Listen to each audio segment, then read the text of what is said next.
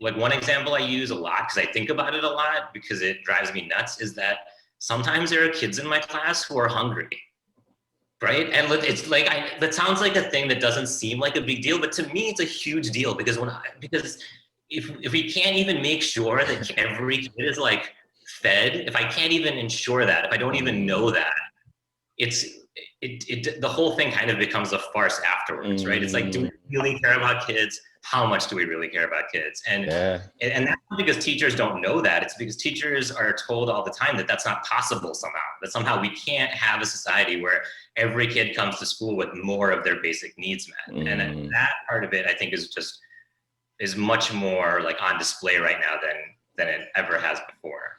Yeah. And so it forces us to say, like, are we going to have that conversation? Are we going to really try and deal with that part of it? You hit so many great points. I mean, like you said, like that basic foundational need.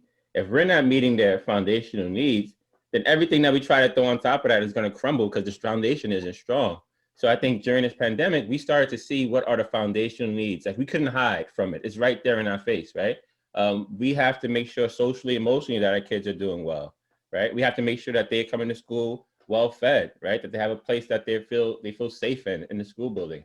We have to make sure that we're not focusing on things like the standardized test, which all these years we've been told we have to do it, we have to do it, we have to do it. But now in the pandemic, we can take it away. So is it really valuable, or can we find other ways to assess students and assess teaching, right? So I think if we really sit back and look at it from, like, really look closely at what's going on right now, I think we can really identify the things that need to be changed within the system. And now it's about really caring enough to make change and putting the resources behind it to actually create that long-term change that we know is needed, because all of those things, inequality, inequity in schools, lack of support for certain kids with special needs, all those things have reared its head to the forefront. And now we really have to address it when we go back, when things actually get back to normal.